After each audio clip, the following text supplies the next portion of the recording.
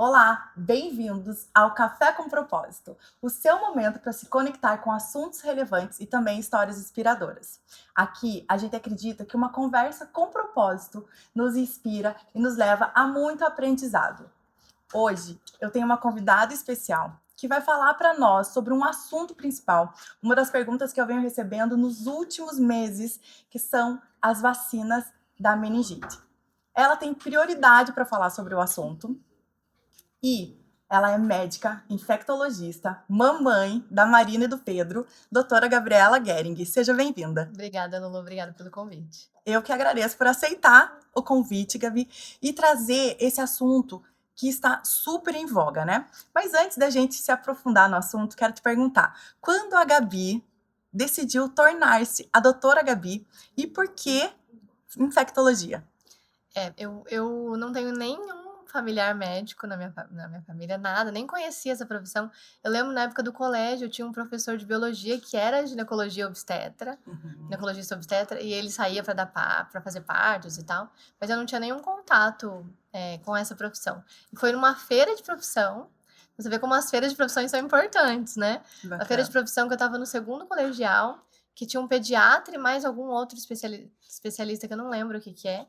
E que aquilo abriu meu coração quando eu conversei com eles e eu saí, eu falei: "É isso, eu vou fazer medicina". Uhum. E daí eu já estava no segundo colegial, falei: "Então acho que não posso perder tempo, começar a estudar agora", porque o ano que vem já ia ter o vestibular. Então foi numa feira de profissões que eu decidi a profissão, né. Em relação à especialidade, eu sempre gostei de tudo. Eu gostava muito de pediatria, porque via um todo. Eu Uhum. gostava muito de reumatologia, porque via um todo. Eu gostava de UTI. Eu gostava da parte de infectologia. E eu tinha dois professores especificamente de infecto, que eles eram os professores, Fantásticos. eles eram os mais inteligentes do hospital, né? Então eles foram inspiração para mim para escolher a especialidade. Eu queria escolher uma especialidade que eu não cuidasse, por exemplo, só do coração Uhum. ou só da cabeça. Eu Uhum. não queria uma especialidade que me limitasse, né? E a infectologia é uma especialidade muito ampla, né? Muito ampla. Então, eu consigo cuidar de uma pessoa como um todo, de adulto, de criança, né? Então, eu me encontrei mesmo na especialidade da infectologia. É incrível, né, doutora Gabi, eu sempre falo que a medicina, ela é um dom, né, eu acredito que seja muito um chamado. Nós tivemos uma experiência, alguns meses atrás, dentro de um hospital, e cada médico que passava, teve uma coisa que me marcou muito, teve um médico que passou no domingo, ele passava todos os dias. Aí ele passou no domingo, eu falei: "Doutor, e a tua família?" Eu falei: "Você passou todos os dias essa semana." Aí ele olhou pra mim e falou assim: "Lolo, eu tenho 2 famílias, o Pequeno Príncipe e a minha em casa." E aquilo eu falei: "Nossa, a medicina é um chamado, é um dom, né, Gabi." Né, quero te parabenizar por essa escolha e eu acho que realmente é algo que é um chamado mesmo, né, um propósito. E, Gabi, para as pessoas que e eu também, né, ter esse conhecimento mais profundo, assim, qual é a atuação de uma infectologista? Então a infectologia cuida de infecção, né? Então, na verdade, a gente pode atuar no atendimento clínico, no consultório, né? Então, a gente pode cuidar de infecções virais, bacterianas, fúngicas, protozoário, né? De qualquer lugar do corpo. Pele, bexiga, rins, sistema respiratório, Uhum. barriga, osso, pele, tudo, né? Então, é uma especialidade ampla por isso também. Então, a gente pode atuar no consultório. O infectologista atua muito em controle de infecção hospitalar, né? Então, sempre tem que ter um infectologista responsável pelo programa de controle de infecção hospitalar dentro do hospital. Na parte de imunização e prevenção, né? Então, prevenção de doenças, orientação de vacina, medicina do viajante. Então, às vezes o paciente vai lá para a África, ele precisa saber qual vacina que ele tem que tomar, se ele tem que tomar um antibiótico Uhum. preventivo, alguma medicação preventiva. Atua também na parte de epidemiologia, controle de surto, junto com os órgãos governamentais, né? Então, é uma área Bem realmente vasto. bem ampla. Uhum, perfeito. E doutora Gabi, quando eu pensei em falar sobre esse assunto, na hora me veio o teu nome. Veja como isso é incrível, né? Você ser referência realmente na sua profissão. E para a gente se aprofundar e entrar realmente no assunto das vacinas, quero contar de forma breve, né, o que ocorreu comigo, conosco, lá em casa, com meu filho. Então, no dia... Meu filhinho tem 3 anos, né, o Gustavinho. E no dia 6 de maio, meu mundo parou, né, Gabi? Minha vida desabou. Lembro que a gente tava no quarto, assim, e o médico abriu a porta e falou, infelizmente, é meningite. Eu lembro, assim, que a minha sensação foi como se eu tivesse tomado um soco no estômago, eu fiquei sem ar, eu falei... E aí já vem aquela enxurrada na nossa cabeça de, meu Deus, você lembra de um caso que uma pessoa te contou, de um ente querido que uma pessoa perdeu. E nessa fração de segundos veio também aquela pergunta, e as vacinas? Porque é muita informação, né, Gabi? Ser mãe é um mundo vasto de informações, de orientações, de cuidados. E na hora você pensa, ai, o calendário, as vacinas e a carteirinha dele. Como nós havíamos passado por um médico antes, ele falou, Lô, já leva a carteirinha dele junto, né, no internamento. Então, na hora, já consultei, estava tudo ok. Mas, mesmo tomando as vacinas, né, doutora Gabi, é um assunto extremamente técnico, profissional, de uma especialista, por isso até eu não quis trazer no meu Instagram, falar algo que eu não tenho esse conhecimento aprofundado. Como funciona, doutora Gabi? Quais são as orientações e por que mesmo com todas as vacinas é possível uma criança ou um adulto, enfim, né, que você vai explicar essa parte mais complexa, ter meningite? Então, assim, Lulu, a gente precisa entender que a meningite pode ser causada por vários micro-organismos. Pode ser vírus, pode ser bactéria, pode ser até tuberculose, né? Então, existem várias vacinas que vão proteger contra complicações, inclusive contra meningite, tá? Existem 2 calendários de vacinação. Então, a gente fala que o calendário está em dia, mas o calendário está em dia de acordo com o Programa Nacional de Imunização, que são as vacinas do SUS, e existe um calendário da Sociedade Brasileira de Imunização, que contempla algumas vacinas que não estão presentes no Programa Nacional de Imunização. Eu acho que isso tem que ficar bem claro. Existem 2 calendários vacinais. Meu filho está em dia com as vacinas do SUS ou da rede, que algumas existem só na rede privada, infelizmente, tá? Então, a gente precisa entender isso e olhar, né? Ele tá com todas as vacinas da rede privada em dia, e mesmo assim, ele desenvolveu uma encefalite, uma meningite, né? Ou uma meningoencefalite, tá? Porque existem alguns micro-organismos que não estão contemplados com nenhuma vacina. Então, por exemplo, uma encefalite herpética, não existe vacina para herpes. Uma encefalite por um enterovírus, não existe vacina para o enterovírus. Então, primeiro de tudo, existem meningites, encefalites e meningoencefalites de micro-organismos que não existe vacina, né? Perfeito. E segundo ponto, as vacinas não são 100% eficazes. Elas são 85, 90, 95. Às vezes já é uma criança que tem uma imunodeficiência primária, ele toma a vacina, não faz tanto anticorpo, não é tão eficaz, e mesmo assim esse paciente pode desenvolver uma meningite. Por exemplo, ele fez a vacina da pneumonia, do pneumococo, que a gente pensa em pneumococo, a gente pode falar sobre as vacinas especificamente, mas, por exemplo, ele fez a vacina do pneumococo, mas ele fez uma meningite do pneumococo, né? Por quê? Porque às vezes a vacina não foi tão eficaz naquele organismo, né? Então, são essas duas, acho que esses 2 pontos que a gente tem que deixar bem claro. Primeiro, existem causas de meningoencefalites que não tem contemplação de vacina nenhuma. Sim. E segundo, que mesmo vacinando, a gente corre o risco de acontecer, porque as vacinas não são 100% eficazes. Perfeito, doutora Gabi. Eu acho que nós mães que não temos esse conhecimento, é muito amedrontador. Nós vemos agora um número grande de casos, né, doutora Gabi? Infelizmente, umas perdas, né, pessoas que faleceram por causa da doença. Então, ele cria aquele alarde de você ficar, nossa, e agora? Existe, doutora Gabi, pessoas, crianças no caso, que não podem tomar a vacina, que tem restrições? Porque, por exemplo, seria muito imprudente da minha parte também falar no Instagram, olha, você precisa vacinar o seu filho. Eu não tenho, né, esse conhecimento e principalmente existem casos específicos que existe uma restrição. Existem pessoas que não podem tomar a vacina? Então, cada vacina tem as suas contraindicações em bula. Então, a gente também não dá para generalizar. Mas, de forma geral, para ficar um pouco mais fácil, as principais contraindicações de algumas vacinas é ou uma reação alérgica grave da dose anterior. Então, por exemplo, o paciente fez uma anafilaxia com aquela vacina específica, ele não vai mais poder tomar aquela vacina específica, mas também não quer dizer que ele não pode tomar as outras vacinas. Então, isso é importante. Anafilaxia, imunodeficiência grave, ou o paciente que está tomando um imunossupressor para um câncer, ou uma dose alta de corticoide, ou ele já tem um diagnóstico, por exemplo, de alguma imunodeficiência primária, que geralmente faz na infância o diagnóstico.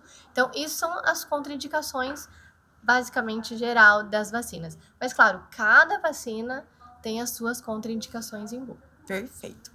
Doutora Gabi, ontem eu coloquei uma caixinha no Instagram para as pessoas poderem mandar perguntas direcionadas, às vezes é algo mais específico. Eu vou pegar algumas delas aqui que eu achei mais interessante e os assuntos mais relevantes.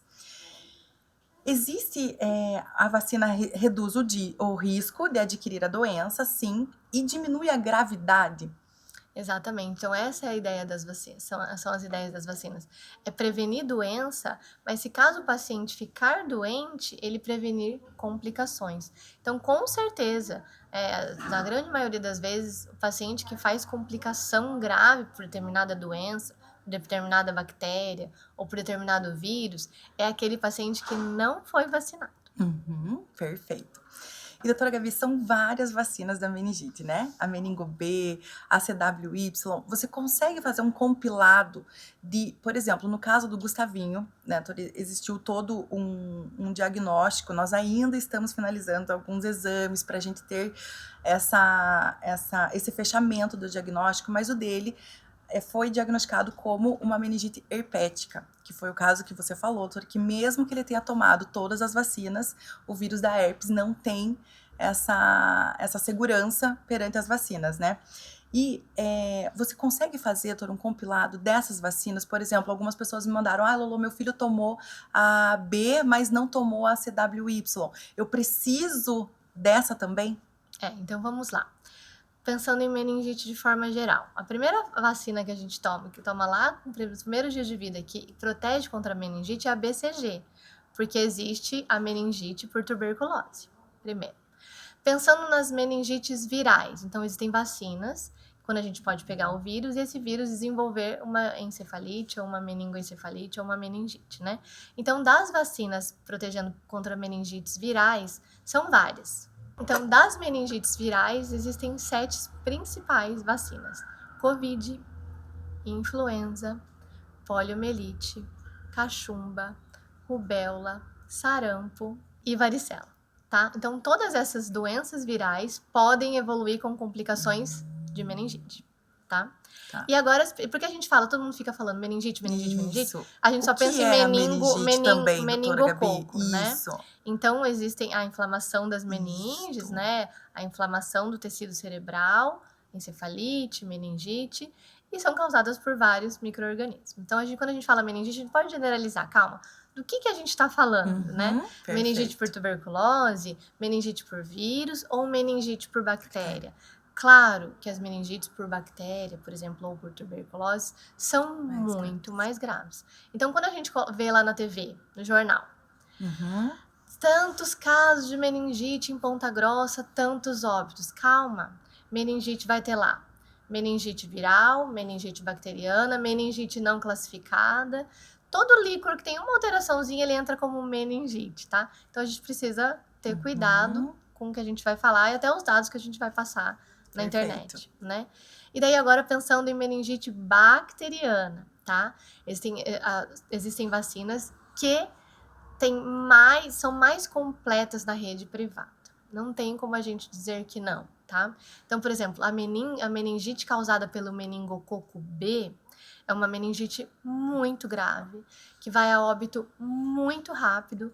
Independente se você demorou, às vezes o paciente demorou 1 hora para chegar no serviço, a assistência foi feita adequadamente, perfeitamente, perfeita, e a gente perde o paciente, né? Porque é uma doença muito grave. Rápido. A vacina da meningo B a gente não tem no calendário do Programa Nacional de Imunização, tá? Então, se a gente está falando de meningite bacteriana, existem 3 vacinas que a gente precisa orientar, e eu oriento todas as crianças que passam na minha frente no consultório, né? Que é a pneumococo 20. Ah, mas pneumococo não é de pneumonia? Não. O pneumococo causa pneumonia, otite, sinusite e meningite. Então, não é porque é vacina do pneumococo que a gente pensa em vacina. Ah, não, essa não é da meningite, essa é da pneumonia, Sim. tá? Então, a vacina do pneumococo, ele causa, sim, meningite. Então, a vacina do pneumococo 15 ou pneumococo 20, isso está disponível apenas na rede privada. A vacina da meningite B, meningo B. E a vacina da meningo ACWY, que são 4 sorotipos. Que a gente tem 5 sorotipos principais de meningococo. O A, o C, o W, o Y e o B. Então, a gente tem vacina ACWY e tem a vacina da B, tá? Então, para ficar bem claro, as vacinas contra os vírus, as vacinas contra as bactérias e a BCG contra a tuberculose. Nossa, doutora, que fantástico. Eu não, até, né, nesse momento você falando sobre a gravidade também da doença, né, eu lembro que o médico falou, Elô, agora a gente tem que esperar as próximas horas, o resultado da coleta do líquor. E depois também se bacteriano ou viral, né, que é mais complexo, né, mas eu lembro que aquelas horas que ele falou, a gente precisa aguardar essas horas para ver como ele vai reagir, a medicação já está feita. Foram intermináveis, né, doutora? Foram, assim, eu falei, meu Deus, eu olhava pra ele e falava, ai, Deus, por favor, né, tenha misericórdia do meu menininho, o Gustavinho só tem 3 aninhos, então, por isso eu quis trazer esse assunto, né, doutora Gabi, porque as mães ficam muito inseguras perante uma doença extremamente grave, rápida. O meu menininho estava correndo, brincando, 1 hora depois a gente estava num quarto do hospital, né? Então, e trazer essa informação é extremamente necessário, né, doutora? E uma das perguntas que a gente teve na caixinha foi: é desaconselhável vacinar as crianças quando elas estão gripadas ou teve alguma infecção, está se recuperando de alguma doença? É desaconselhável mesmo? Eu adoro essa pergunta, porque assim, os nossos filhos, quando começam a ir pra escolinha, Eles ficam doentes. Tossindo e com o nariz escorrendo o ano O ano inteiro. todo. Aí tem mãe que aparece lá no consultório e fala, doutora, eu não consegui fazer as vacinas porque o meu filho não para de ficar doente. Perfeito. Então, essa pergunta é ótima, porque a contraindicação formal é febre. Paciente, se o seu filho está com febre, você vai esperar melhorar da febre na semana seguinte e você faz a vacina. Tá. Mas se ele tá tossindo, com o nariz escorrendo, não. Pode levar a vacinar. Não perde o tempo. Porque às vezes tem muitas mães, às vezes não conseguem fazer vacina o ano inteiro na criança, porque ela tá sempre tossindo. Cada hora é uma coisa, uma hora é o ouvido, uma hora é a garganta, uma hora é o nariz, né? Então eu sempre falo, não. Se não tá com febre, tá um resfriadinho, não tá com febre, faça a vacina, tá? Porque senão você não vai conseguir, nas crianças pequenas que começaram a ir pra escola, a gente não vai conseguir fazer vacina nenhuma, porque elas estão sempre com alguma coisa, né? Perfeito.